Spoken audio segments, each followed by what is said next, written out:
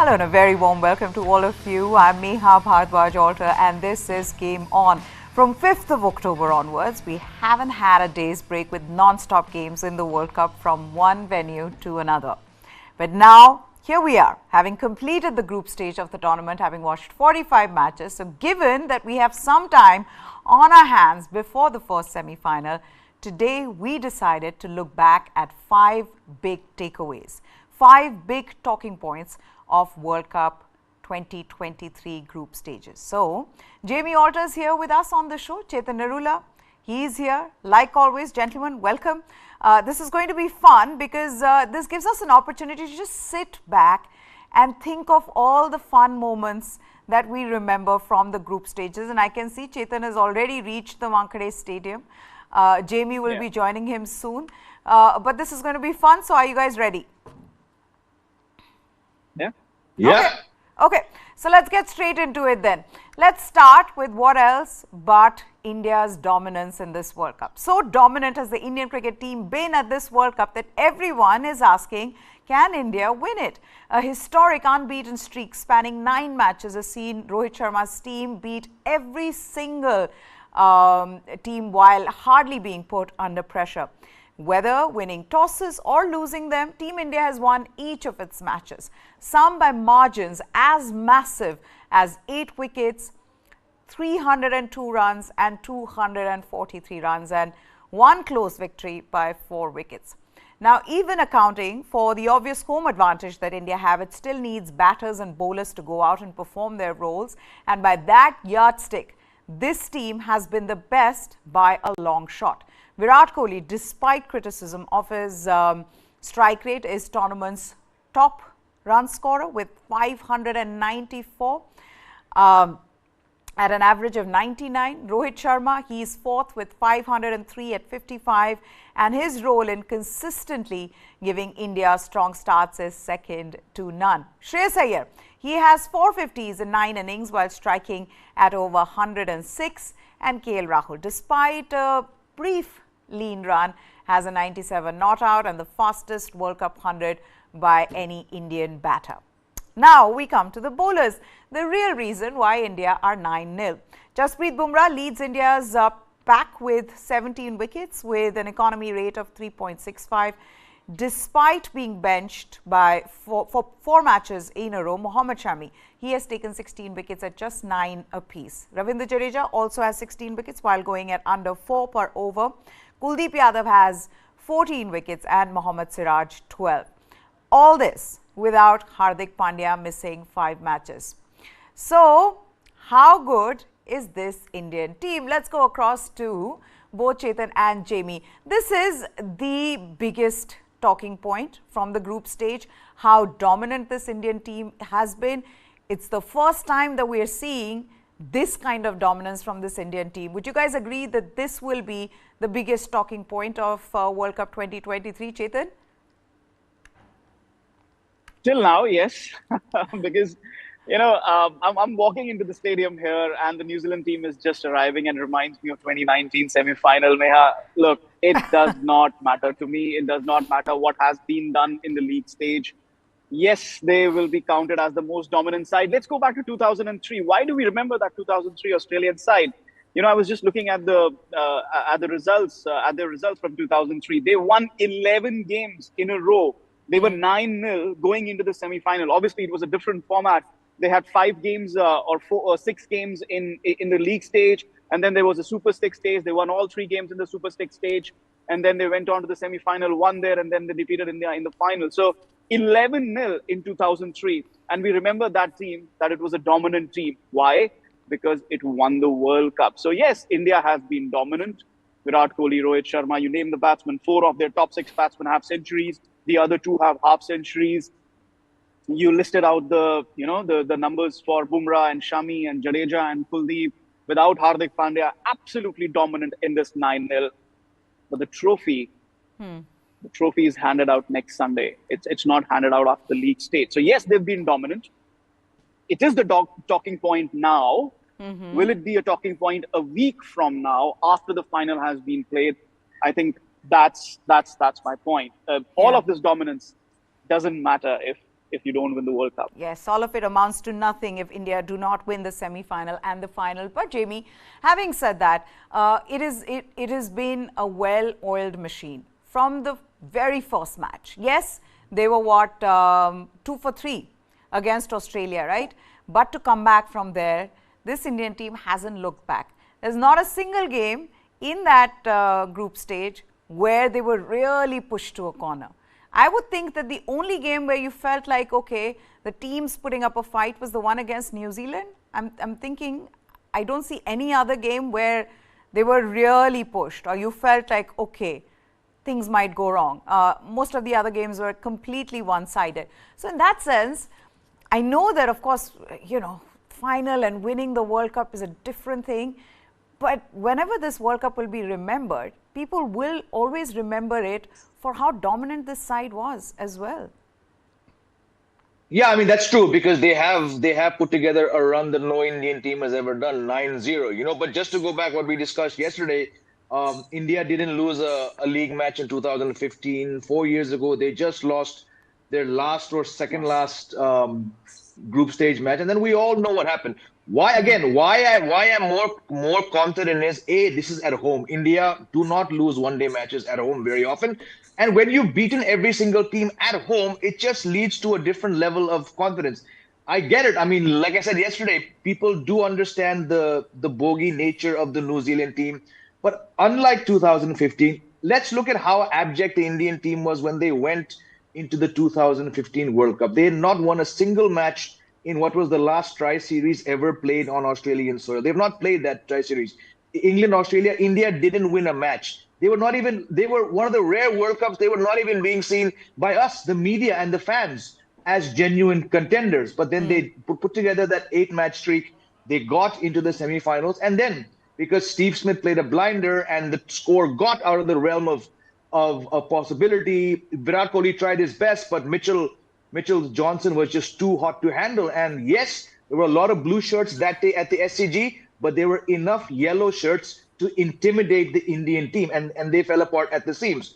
2019, I think the campaign was actually not that strong. There were obvious weak links. I just don't see a weak link with this team. Had this been England, had this been New Zealand, I would have said 10 days ago, India are not winning it. But when you've not looked weak in any single match, yes, the New Zealand match, in terms of balls, there were only 32 balls left in that New Zealand win. That is the deepest any match has gone.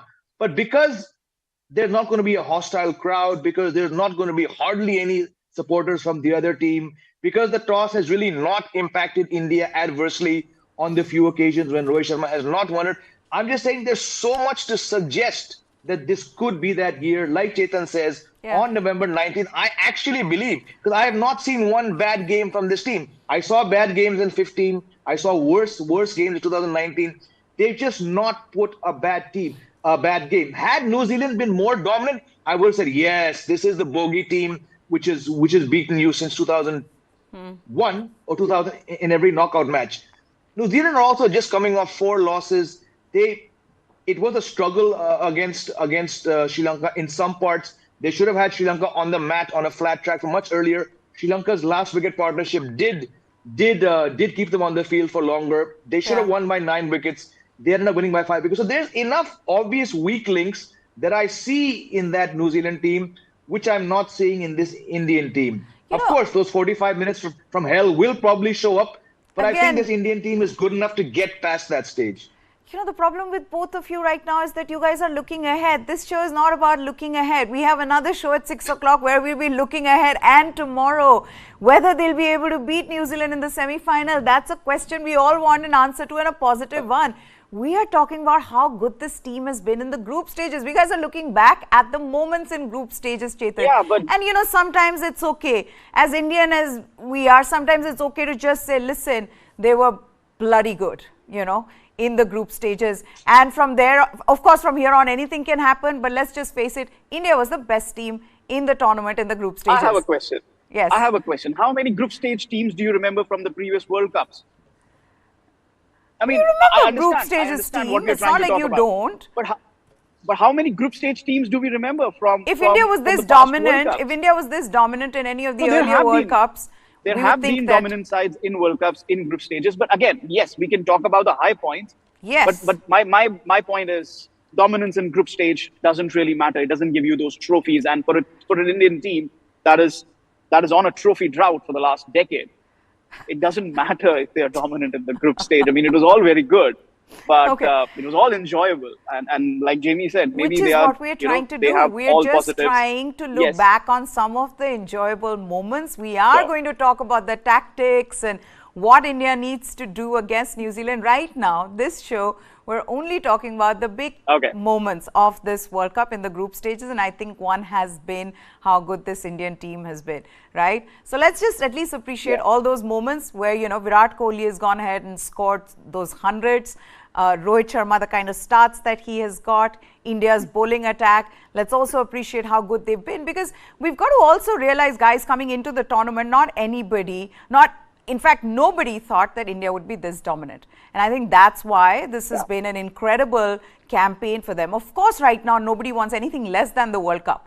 But the campaign itself, nobody gave them this kind of belief or this kind of a confidence that, bhai, this team is going to win. So I think somewhere, Chetan, that has to be appreciated, that, boss, these guys have True. really done well. They have exceeded expectations in that way.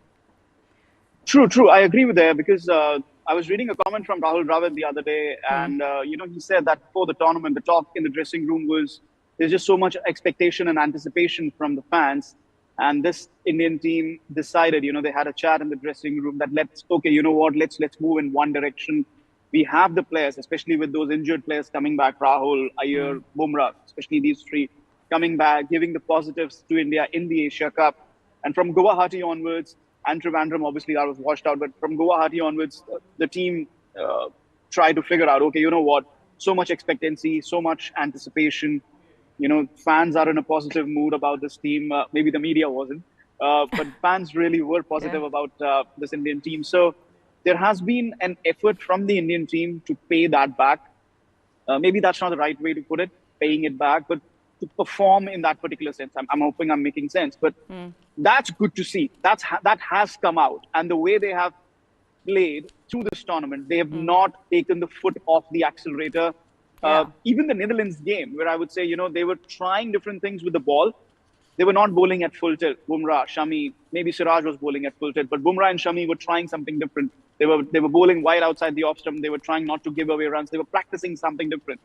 But even then, they did not really take off the accelerator, foot off the accelerator. With the bat, they put on 400, put the match beyond doubt. And that's what they've done in this tournament. In all occasions, they've gone and made sure that in certain games, the result was beyond any doubt. I mean, against Sri Lanka, against Bangladesh, against the other sides, you look at it, against Afghanistan. They've had to work hard for it. Obviously, it hasn't come easy. I think apart from the New Zealand game, they were also challenged in the Australia game, to come from 2 for 3 and chase down 200. How does a 200 total appear like a 300 total? Yeah. And we were talking at the mid innings there, not on this show, but another show, but we had spoken in the preview as well on this show. How do you make 200 look like 300? You get India 30 for 3, and they got India 2 for 3. So there've been a couple of challenging games. Pakistan, always a big game. So yes, it's been a great tournament for India from that perspective. And let's put a positive spin to it. It's been a great tournament. It needs to be greater. They need to make it greater in those last 2 games. So just take that energy from those last 9 games and win the next 2. Well done. Well done. Let's move on then. Let's move on then to the number 2 talking point, and there are no two ways about it. Afghanistan's result at this World Cup is unprecedented simply because in 2 past ODI World Cups, they'd managed to win just 1 match and had not consistently put themselves in positions from where they could win. In 2023, however, Afghanistan finished at 6th place on the standings with 8 points, courtesy 4 victories, and it could have been 12 points and a place in the semi-finals, if not for a collapse of 9 wickets for 73 runs in their tournament opener against Bangladesh, who finished 8th. And then Mujibur Rahman's dropped catch of Glenn Maxwell when Australia was on 33. Hashmatullah Shahidi, when in fact Glenn Maxwell was on 33, Hashmatullah Shahidi said before Afghanistan bowled out with defeat to New Zealand, that as proud as he is of his team for what they have achieved in India, they had the potential to do plenty more, which is true as well. But for what it's worth, Afghanistan's best ever performance at a World Cup is a reason to applaud, beating England, Pakistan, Sri Lanka, and having Australia on the mat at 91 for 7. Chasing 292 is proof enough of how far Afghanistan have come in ODI cricket. For a team that played the least number of ODI between World Cups, for test playing nations, 4 wins is, of course, a huge achievement. So yes, we've got to applaud them for what they've achieved, guys. And I think this is a unanimous one for everybody. In this group stage, one of the biggest talking points has been the rise of Afghanistan cricket, or at least their performance in this World Cup. Jamie? Absolutely. I mean, we've discussed, when you won one World Cup match in your past 2 World Cups, you don't come into this tournament. I personally didn't see them moving. I think I had them at number 9. So I personally did not see them do that. I mean, who would have seen them beat England? If you look before the World Cup, all of us here had England as surefire top 4 teams. So when you pick up your first win against them, they lost to Bangladesh in Dharamshala. Yes, they pushed Bangladesh in the past, but you didn't get a sense that team was going to do something great. But not just England, they go on and beat Pakistan, and then they added Sri Lanka. Should have beaten Bangladesh. We've discussed that. Really should have beaten Australia, but Glenn Maxwell had other plans. So yes, as you said, this is unprecedented. They could have actually been in the semifinals had they got those 4 points. And can you imagine an Afghanistan team with 12 points, England with 6, and Pakistan with 8? It would have been a massive slap in the face of far more bigger teams, which, I mean, what we know Afghanistan's problems back home, we're not even going to go there.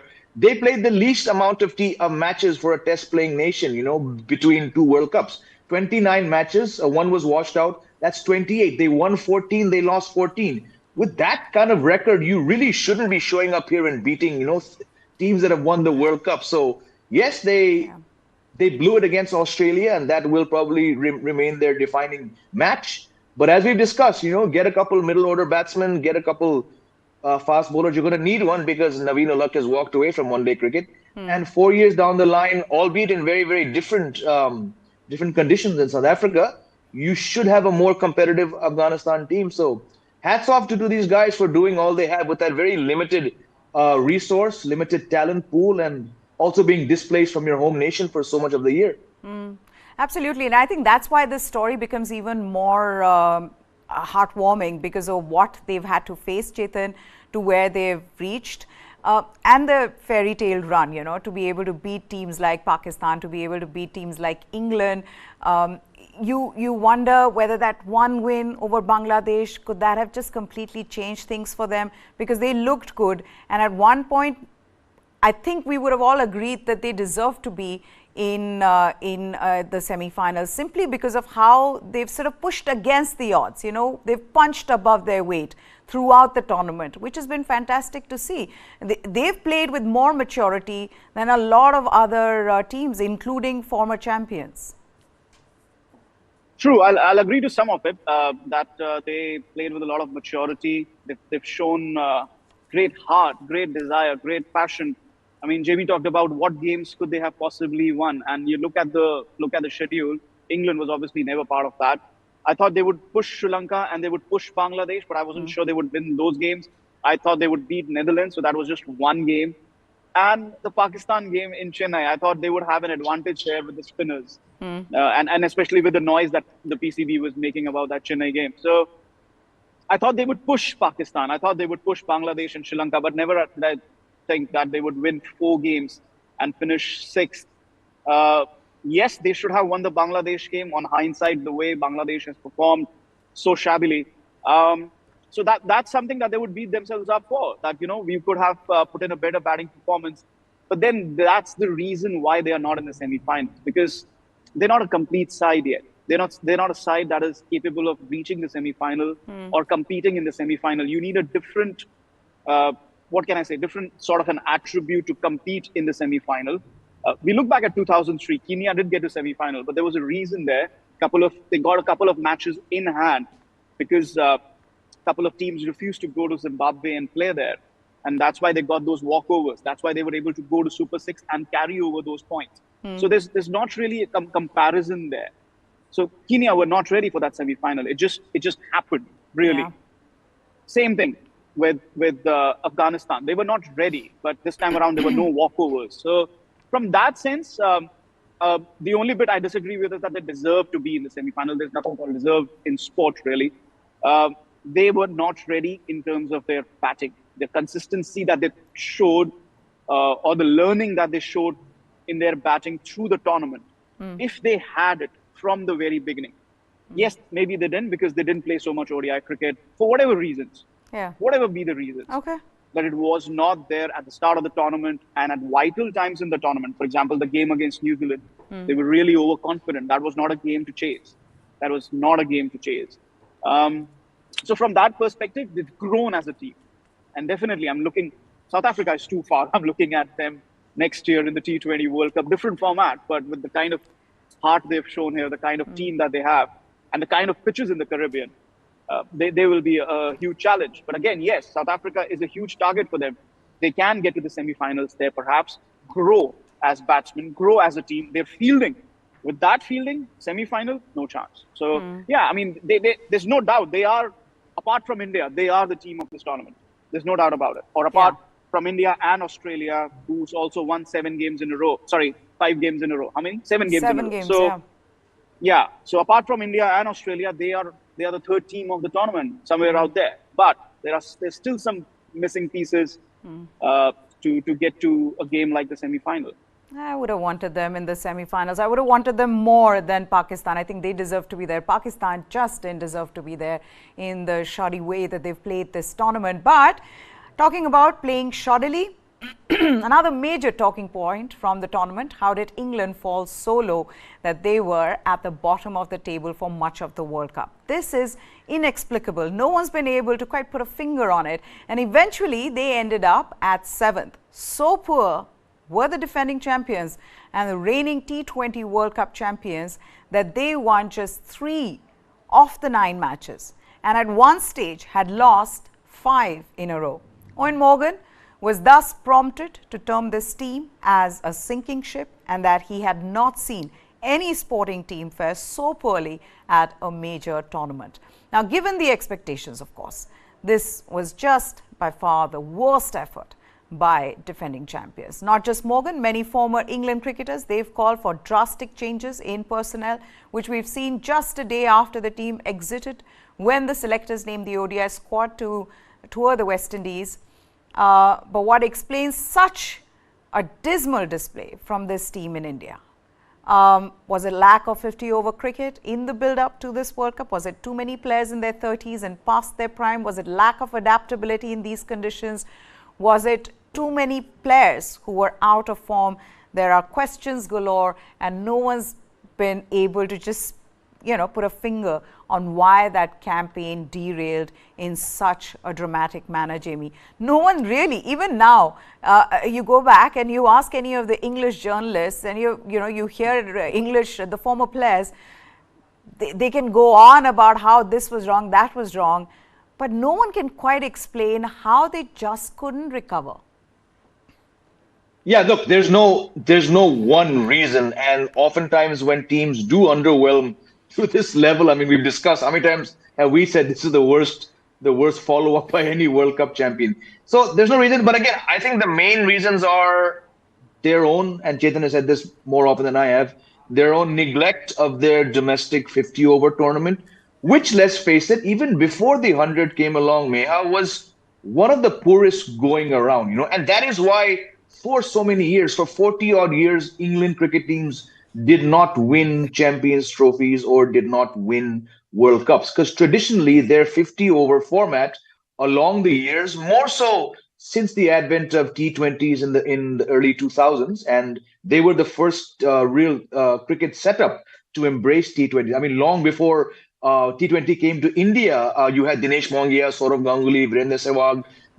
Many players were actually playing for counties, in the T20 setup. But since the last World Cup, it's almost like, hey, we finally got this trophy with a bit of hand of God assistance.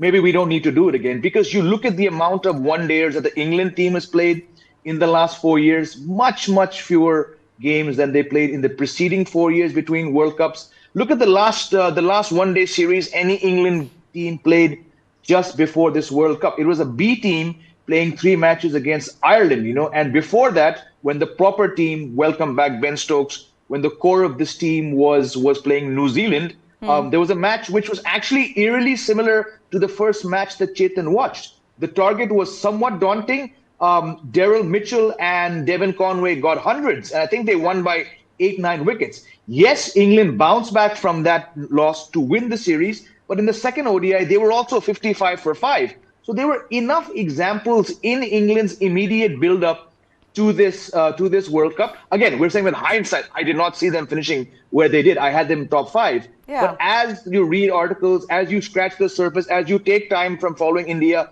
to actually try and look for reasons, you do go back to what Chetan's been saying, that focus on the 100. We talk about Ben Stokes coming back. Did it disrupt the plans? It might have. But had they had other players like a Harry Brook or someone else playing 6 weeks, even maybe a month of competitive 50 over cricket, they could have said, you know what, Ben Stokes, maybe we don't need you because you're Harry Brooks and your Malans and all the younger players, Ben Duckett's, Phil Salts, because they were playing the 100 and not playing their 50 over cricket, you had no alternative but to bring back Ben Stokes. And when you're bringing back Ben Stokes, who's not played one days for a year, yes, he got that 182 in that series I mentioned, but the pieces were all adding up to a somewhat undercooked England side. Then you come to their arrogance, their attitude, the aggressive format not working in India, the lack of plan B. But the main thing is, if you actually want to get close to one answer, it's their own neglect of 50 over cricket since they won the trophy 4 years ago. How much of it has to do with Jos Buttler's lack of form? Woeful performance in the World Cup by one of their best white ball players. To think that he was captaining the side and he really looked like a shadow of himself, pale shadow of himself in this World Cup throughout. And also the fact that you first lose to New Zealand and then that upset against Afghanistan, that just sort of put the mockers on their campaign. They just, at that time, I think they'd given up. And it was too early to give up, Chetan. Yeah, so it was a huge factor. There's no doubt about it. I mean, they've had somebody like a Ben Stokes in Test cricket who's been an inspirational figurehead. So you need that kind of figurehead in ODIs as well. Evan Morgan, while he was captain for the ODI team, he was an inspirational figurehead. He was positive all the time. There was always positive messages, always positive learnings. And the thing is, he went away from the scene not immediately after the 2019 World Cup. He was there till 2021. He was there till the T20 World Cup in 21. He was still leading England in white ball. And then Jos Buttler became captain post 21. So he's had 1.5 years, pandemic-ridden 1.5 years. And those 1.5 years when you're not playing too much ODI cricket, you're just saying, okay, you know what? We did something in 2019. I think that still works. But that's not really the case. Also, that's where the arrogance bit comes in, and not just the English side, but also in Jos Buttler. I love the way he bats, but that's how he bats at the top of the order. He doesn't bat in the middle of the order in T20 cricket. So he needed to bring that exuberance at the top. I was speaking to an English journalist, and he told me, and this is straight from Johnny Bairstow, that they were surprised how tough it was to score in the first 10 overs and then carry on hitting from the 10 over onwards. First of all, it was tough to score quickly the way they are used to in the first 10 overs, and then to carry it on further, even carrying that momentum. Just had to give a call to Rohit Sharma. Yeah, exactly. So that's where even, the importance of Rohit Sharma becomes even more. But that's a separate debate. But the fact of the matter is they had David Malan and they had Joe Root in their top 3. So only Johnny Bairstow is left to attack from one end. Yeah. Why not have Jos Buttler batting top 3? Why not open with him? How is Joe Root in your top 3? So his form, obviously he could not turn his form around because he's batting in the middle. When the ball has gone soft, the pitches are doing something. These are not IPL pitches. They've clearly mistook it for IPL conditions. October, November conditions in India are very, very different. So They did not have the chance to turn it around. They did not bring a lot of momentum coming into the World Cup. And that is relevant to a lot of their players and not just Josh Butler. But yes, Josh Butler being the captain, the inspiration was missing, the positivity was missing. And Yeah. then obviously, Matthew Mott trying to say Ben Stokes is your inspirational captain. He was trying to inspire the troops.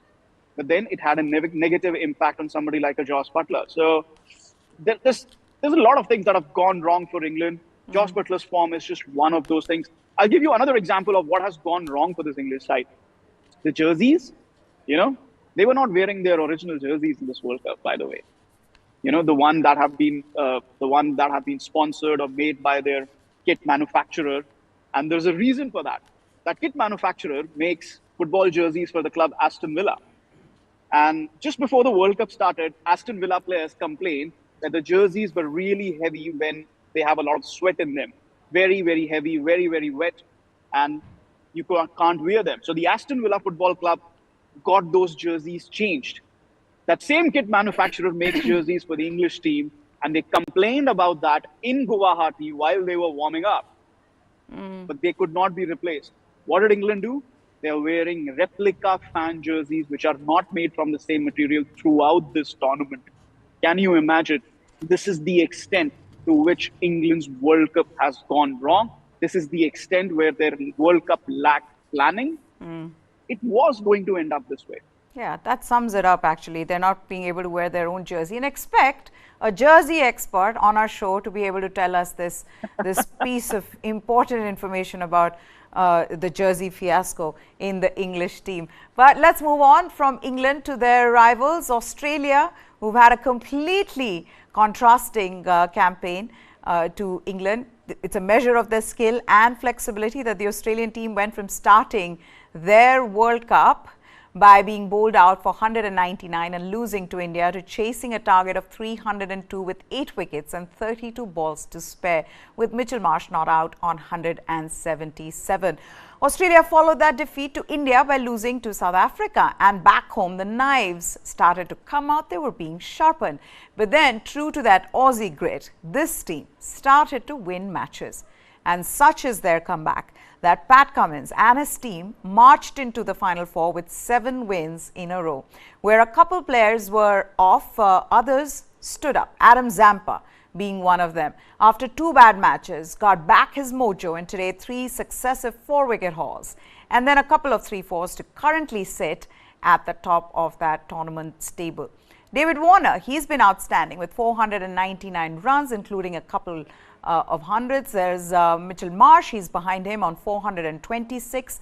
The trio of world-class pacers that has not operated at an optimal level, but Cummins, Mitchell Starc, Josh Hazlewood have collectively shared the burden for Australia, and here they are in the semi-finals, set to face South Africa at Eden Gardens on Thursday. Never write Australia off in World Cups.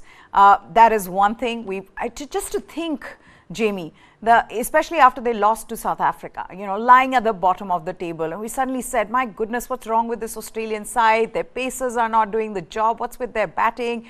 Their batting has been collapsing, and which we saw even before they came into the tournament. Their batting wasn't up to the mark, especially their middle order hadn't been getting runs. How does one explain this kind of turnaround and throw in once in a lifetime double 100 in that?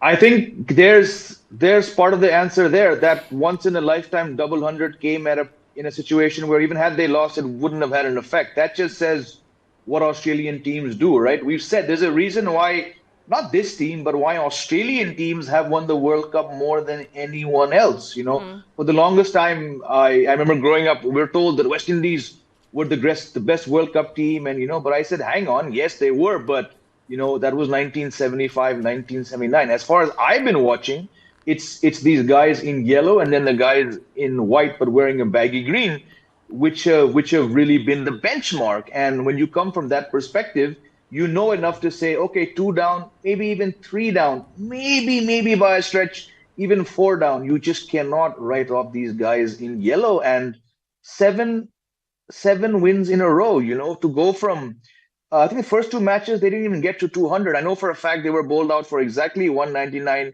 by India, and I think chasing 300 plus. I don't think they got to 175 against South Africa in Lucknow. So when you look at that, and now you see David Warner with 500 runs and Mitchell Marsh 177 the last match. Travis Head came back with a big 100.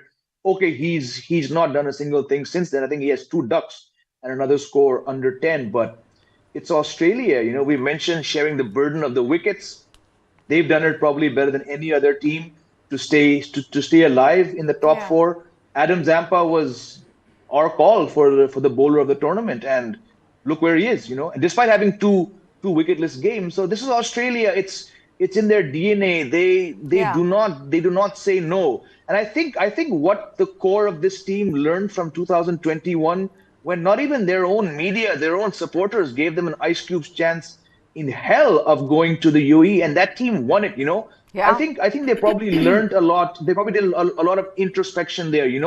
Yes, we're widely regarded as the team to beat, but when we're really struggling, in a format for us to win it, I think we're just seeing the fumes of that running through this World Cup. And I think we've all said the top two teams in this World Cup will be India and Australia. So look where they are. India Yeah. one, Australia third, and if my prediction is right, it'll be these two on the 19th. Yeah, because there have been matches in this tournament, Chetan, where we've said they've really been pushed to a corner and they've come back winning.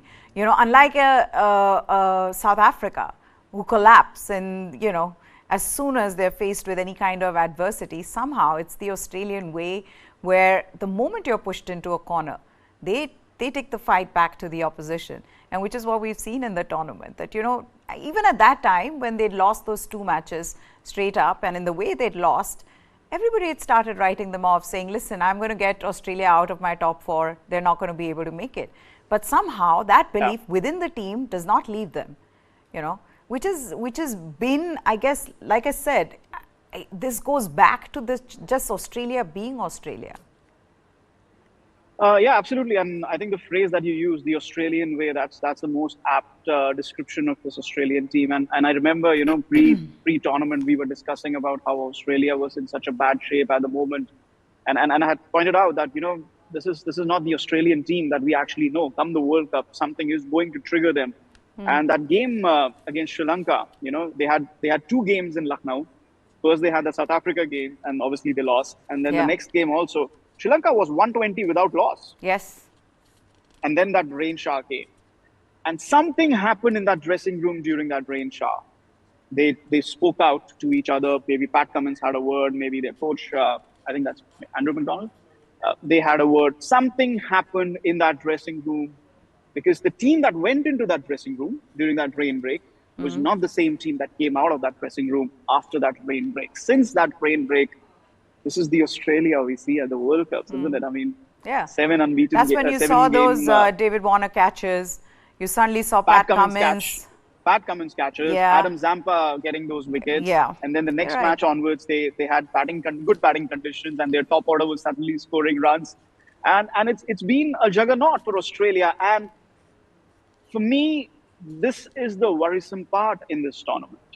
From an Indian perspective, this is the team that has me worried, because this is an Australian team which doesn't really give up. It's an Australian team which knows how to play the Australian way, and look at the kind of performances they've put in. I mean, that Glenn Maxwell innings, I think that should be remembered as obviously one of the greatest ODI knocks. We've already discussed that, but it is a quintessential description of how Australia play their cricket. That even when everything is lost, they still don't give up. Something can seriously work out for them. And you just have to look at what Pat Cummins did. He just wanted to stay there and let things happen. So they are at home in such situations. That's the bottom line. They are at home. And I also feel like enjoy such situations. Yeah, I also feel like it's individuals who have that belief, and then collectively the team has that belief, because there are individuals who will put their hand up and they're up for a fight. You look at David Warner. You look at someone like a Mitchell Marsh, they're up for a fight. Glenn Maxwell as well. But let's move on now. The last one, we're running out of time. So lastly, there was one incident that took place on the pitch during the business end of the group stage that created a storm. And when there's a storm, we need to take it up on the show. It happened in the match between Bangladesh and Sri Lanka in New Delhi, and it had nothing to do with this fixture being played in the most polluted city in the world. The moment that headlined this match was a controversial one, with Angelo Matthews becoming the first player in international cricket to be timed out. The veteran Sri Lankan all-rounder walked to the crease in the 25th over at the fall of Sadira Samaravikrama's wicket, and then realized that there was an issue with his helmet strap, and thus was not able to face the next delivery within the stipulated 2 minutes that follows a wicket. Bangladesh captain Shakib-ul-Hasan, he appealed for Matthews' wicket, and the batter was subsequently told that he was indeed out and he had to walk back. He was clearly frustrated. He tried to reason it out with Shakib-ul-Hasan, but nothing happened. After Matthews and the umpires convened, Shakib opted not to withdraw his appeal, and Matthews threw his helmet to the ground as he crossed the boundary line after the match, which Sri Lanka lost. Matthews accused the Bangladesh captain and his team of bringing cricket into disrepute. He termed Shakib-ul-Hasan's decision as disgraceful following his dismissal during the match. He called Bangladesh a team that cheated, a moment, of course, which triggered a debate on the spirit of cricket and saw the Sri Lankan team refuse to shake hands with their opponents following the results. So then, what really is the spirit of cricket? And matches after matches, we will have this conversation, and it's fun. I like the fact that there is spirit of cricket and there are rules of cricket, because where else would you have this kind of fun conversation where everybody is fighting with each other, trying to tell them that they are right. Clearly, this one's an unending debate, Jamie. I don't see anyone putting an end to it, because there'll be people who will believe, no, spirit of cricket will always be there, and then there'll be others who will say, listen, rules trump spirit of cricket. Rules do trump spirit of cricket, and unfortunately, when it comes to rules in cricket, even then we have a lot of doubt and a lot of comic relief. But again, look, until spirit of cricket is written down into the laws as this, it will always remain something you can tweak, you can use to your advantage. To my mind, why does it always seem to be when an Englishman has been on some apparent invisible wrong line of something? You know, we saw it with Johnny Bairstow, we saw it with Joss Butler. We saw it with Sachitra Senanayake. We saw it in the women's game last year when Charlie Dean, the same thing happened with Deepti Sharma. If I'm not mistaken, is Angelo Matthews the first Asian player, the first non-white player to accuse someone else of going against the spirit of cricket? One. Yeah, I didn't think of it that way. When do Indians do this? When do Pakistanis do this? When do Sri Lankans do this? When have Sri Lankans do this? Why does it always end up being predominantly the English and the Aussies going about this term? You know, is it because they're the first two test teams, the first two, the bastions of cricket for so many centuries? Maybe, but whatever it is, it may exist in the mind, but it definitely is not something which is ingrained anywhere, and I don't take it very seriously. Okay, just like there's no such thing as the spirit of Mumbai. There's nothing like that. I don't even know what to say to that. Okay, that's a curveball if there was any right at the end of the show. Chetan, do you want to react to the spirit of cricket? I'm out of time, so you had like 50 seconds. Yeah, there's nothing called spirit of the cricket. I mean, there's nothing called spirit of cricket. It's just rules. As per rules, it was right. What was done. Would I do it? No. Is that spirit of cricket? No. It's just a personal preference. I would not take a wicket like that. That's all it comes down to. And that's not spirit of cricket. It's just how you interpret the laws, which is the funny bit. The interpretation of the laws is down to the umpires. Sometimes it is, sometimes it isn't. And that's how it goes in not just cricket, in football, in Formula One, tennis, everywhere. And that's what life and that's what sport is. Do you guys want to get into the spirit of Mumbai that Jamie just said? No. Shouldered arms. Let that one go. Mine is forward defense. Forward defense. Chetan is shouldered arms. You've defended. I've done a Joe Root and I've reverse scooped into the stands for 6. Spirit of Mumbai. Where did that come from? Mumbaikars will really be upset with that. But He thank you. lived in Mumbai, which is I the know. weirdest I thing. know, that's where it comes from. That's where it comes from. Not getting into it, guys, completely out of time. Thank you so much, Chetan and Jamie. 6 o'clock is when we'll join you guys to discuss the spirit of Mumbai. No, we won't do that. We'll probably preview the first semi-final. For now, goodbye. Thanks for watching.